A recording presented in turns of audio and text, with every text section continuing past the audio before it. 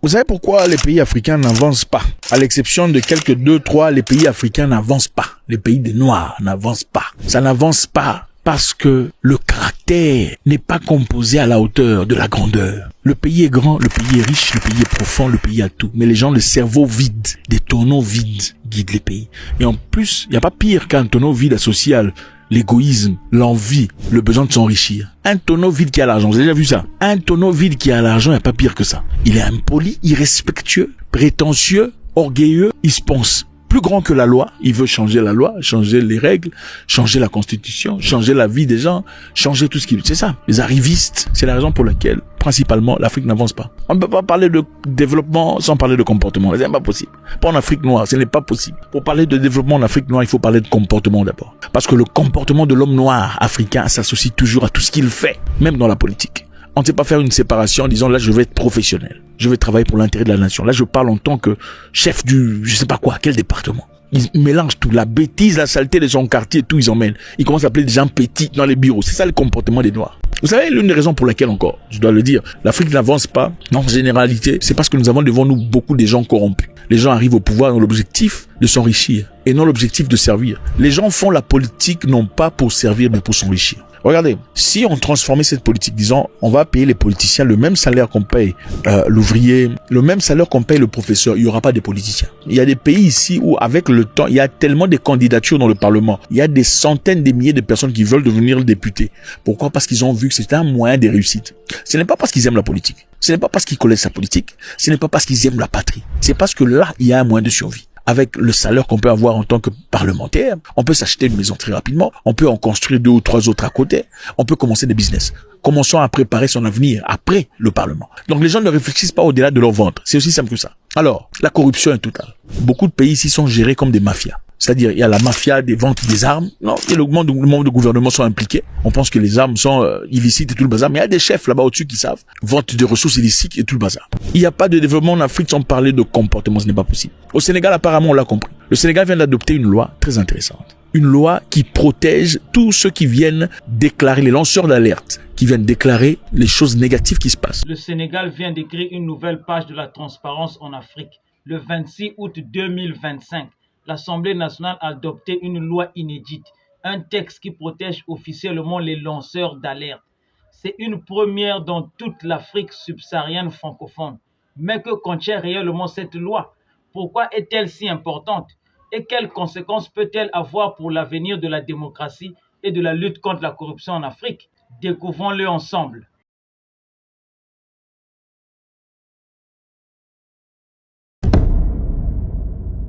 Rentrons au Sénégal. Voilà le Sénégal. Un beau pays très intéressant. Le Sénégal adopte une loi nouvelle. Quelle loi? Les parlementaires sénégalais ont adopté une loi pour protéger les lanceurs d'alerte afin de renforcer la transparence dans le pays. Bravo. Bravo au Sénégal, Piga Makofi. Piga Makofi, c'est en Swahili, c'est pour dire clap your hands. Le Swahili est la langue la plus parlée d'Afrique. C'est une très belle langue, c'est la meilleure langue en Afrique, en tout cas. Parlée au Burundi, en Ouganda, au Kenya, en Tanzanie, au Rwanda, une partie de la RDC et au nord de la Mozambique et tout le bazar. C'est peut-être une belle opportunité pour vous d'apprendre le Swahili. D'ailleurs, l'Afrique du Sud a désormais accepté le Swahili dans sa constitution comme une langue nationale. Alors, rentrons au Sénégal. Le Sénégal devient ainsi le premier pays d'Afrique subsaharienne francophone à adopter une telle loi, c'est-à-dire la loi où on protège les lanceurs d'alerte. La corruption est l'un des plus grands défis du continent africain. Au Sénégal comme ailleurs, elle mine la confiance dans les institutions, fragilise l'économie et décourage les citoyens. Face à cette réalité, le gouvernement sénégalais a décidé d'agir en adoptant une législation pionnière. Avec la loi numéro 13/2025, le Sénégal devient le premier pays francophone d'Afrique subsaharienne à offrir une véritable protection légale aux lanceurs d'alerte. Une avancée saluée par les organisations de la société civile, notamment la plateforme de protection des lanceurs d'alerte en Afrique, la PLAF.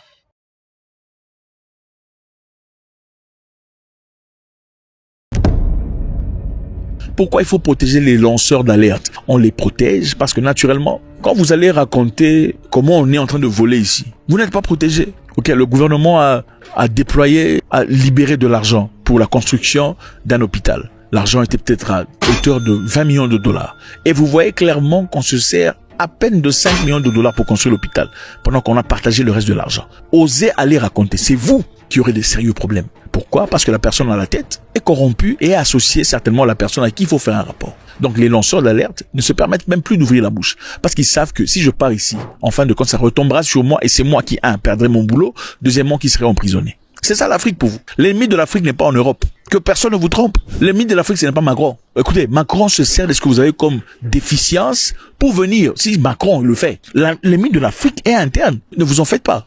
Alors, le Sénégal veut défaire cette histoire. Concrètement, que prévoit ce texte? D'abord, la protection contre les représailles. Un lanceur d'alerte ne peut plus être licencié, rétrogradé, menacé ou intimidé.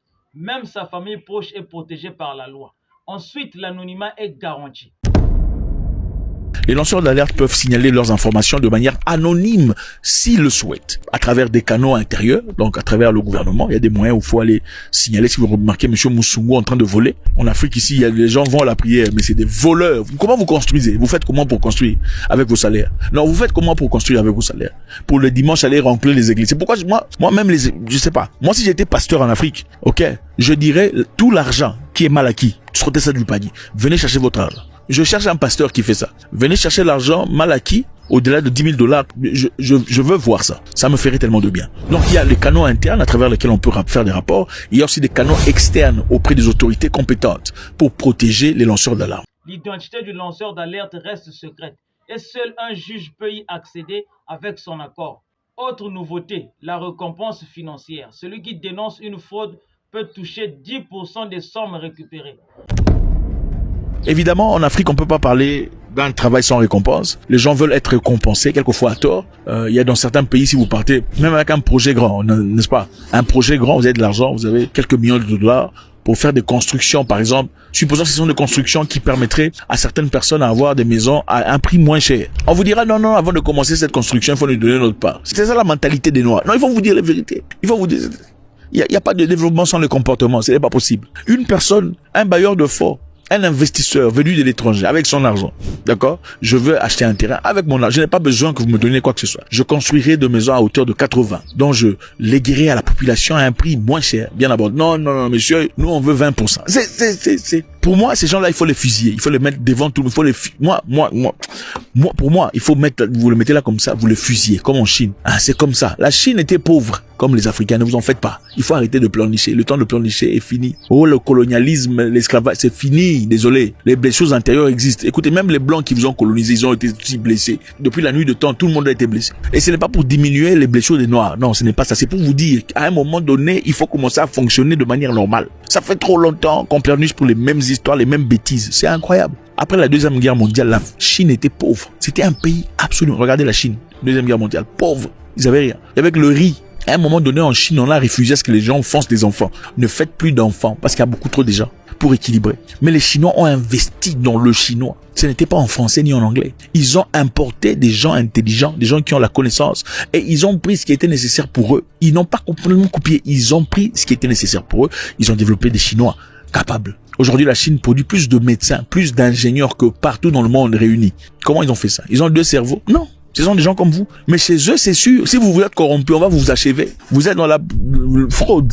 On vous achève. Vente d'armes illicites, on vous achève. C'est ça. C'est comme ça qu'il faut traiter les Africains. Écoutez, si vous faites ça à l'Afrique, 1 an c'est trop. Je vous dis, 1 an c'est trop.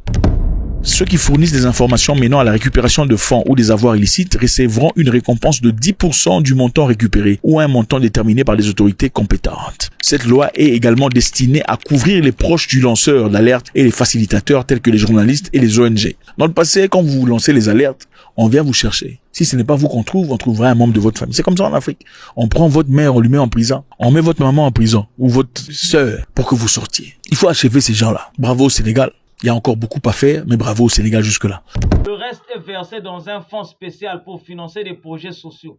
Et ce n'est pas tout, la loi prévoit une immunité. Même si le lanceur d'alerte a dû collecter ou soustraire des documents pour prouver ses accusations, il ne pourra pas être poursuivi. Enfin, les institutions et entreprises doivent désormais mettre en place des systèmes internes indépendants pour recevoir et traiter les alertes.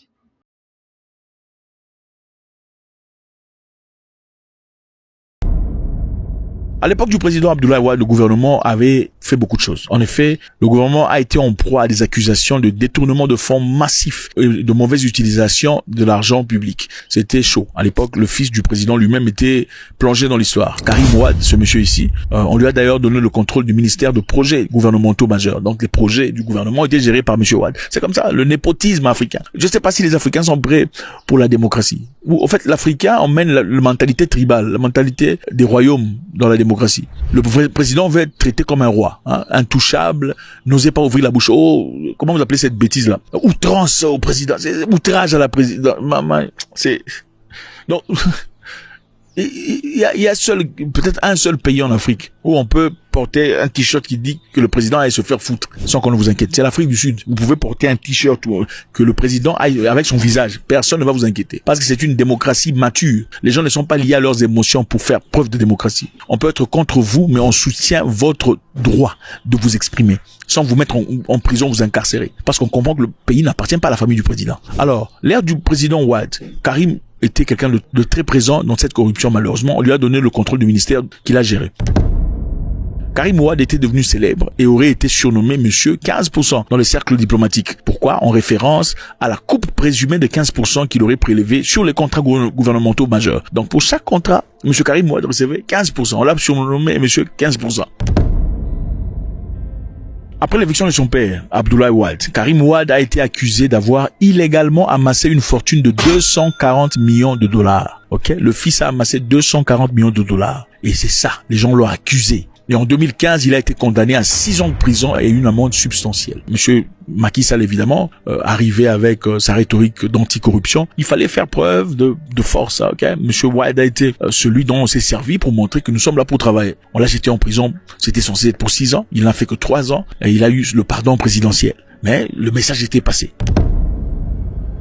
L'administration de Macky Sall aussi a été accusée à plusieurs reprises. Ils étaient malheureusement pas intacts. Le président Macky Sall est arrivé au pouvoir avec un programme d'anticorruption, un programme fort faisant un thème central à la présidence. Donc il a parlé beaucoup de corruption. Il faut combattre cette corruption et pour ça, il a été élu. Mais il y a eu poursuite de haut niveau. Il y a eu des allégations de népotisme. Monsieur Sall embauchait des gens de sa famille. Il y avait des contrats gouvernementaux de sa famille. Il y a aussi un scandale impliquant le frère de Sall avec un contrat de gaz. C'était choquant. Ils ont aussi été accusés par rapport au fonds de Covid. Je ne sais pas si vous vous en souvenez, mais pendant Covid, on voulait que les gens restent à la maison. Et pour rester à la maison, il faut avoir à manger. Il faut avoir de quoi subvenir à ce besoin les plus élémentaires. Et pour ça, nombreux gouvernements ont disponibilisé de l'argent pour la population. Pour certaines entreprises. Car on a donné de l'argent, c'était pas beaucoup, mais on donnait de l'argent aux gens. Certains gouvernements avaient l'argent de manière interne. D'autres ont eu faire appel à l'FMI pour avoir un peu d'argent et beaucoup de gens se sont enrichis pendant cette époque. Alors, les membres du gouvernement de Macky Sall aussi se sont enrichis. Beaucoup de principaux se sont enrichis à travers ce type. Incroyable! Que l'argent destiné à la population ou à d'autres institutions ont été utilisés pour des fins personnelles. Alors, pour ça aussi, ils ont été appelés à la justice. Cette loi ne protège pas seulement les lanceurs d'alerte. Elle introduit aussi une disposition unique.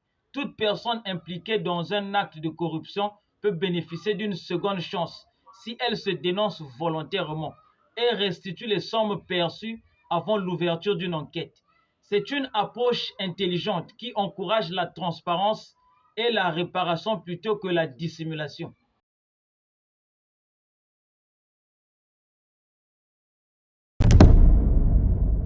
Cette nouvelle loi a été adoptée dans le cadre d'un ensemble de mesures législatives par le président Bassirou Diomaye Faye et le premier ministre Ousmane Sonko, qui ont pris leurs fonctions en avril 2024 avec un programme fort de lutte contre la corruption. Évidemment, Sonko et Faye, vous connaissez, ce sont des gens qui manifestement viennent avec des idées nouveaux. L'objectif ici, c'est la transparence et ils mettent beaucoup d'emphase là-dessus. On veut vraiment voir ce qui se passe. Qui a pris quoi, qui a touché quoi, qu'est-ce qui se passe ouvertement. Monsieur Sonko et Monsieur Faye sont critiqués par beaucoup de personnes, chose qui est tout à fait normale. Même Dieu est critiqué par certaines personnes. Ce n'est pas pour dire que Sonko et Bassirou Faye sont, Dieu, absolument pas. C'est pour dire que chaque humain a une partie négative, des choses qu'on peut critiquer. Autant il y a aussi des choses positives. Si ces choses se présentent, en tout cas pour une personne normalement constituée, ayant un bon cœur, il faudrait reconnaître les bonnes choses qu'on fait, n'est-ce pas? Ou il faut seulement qualifier ce qui est négatif. Ce vote n'arrive pas au hasard. Il s'inscrit dans une vague de réformes annoncées par les nouvelles autorités élues en 2024, qui ont promis de lutter contre la corruption et de renforcer la démocratie. En parallèle, une autre loi, la loi numéro 14/2025, sur l'accès à l'information a également été adoptée. Donnons aux citoyens et aux journalistes un droit plus fort à la transparence.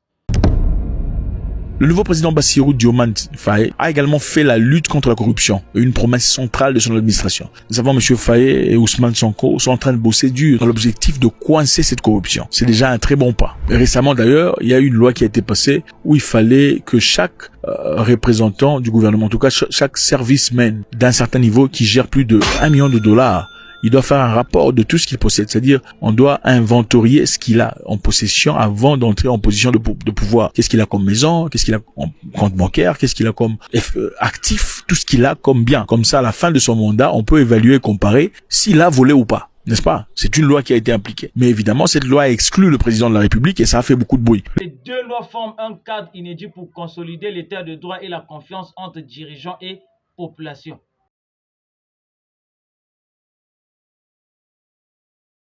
Avec cette nouvelle loi, le Sénégal envoie un signal fort. La transparence n'est plus une option, mais une obligation. C'est une avancée qui pourrait inspirer d'autres pays africains à suivre le même chemin. Désormais, chaque citoyen a les moyens de contribuer à une société plus juste, plus intègre et plus démocratique. Alors, pensez-vous que cette loi suffira à faire reculer la corruption au Sénégal et ailleurs en Afrique? Dites-le nous en commentaire.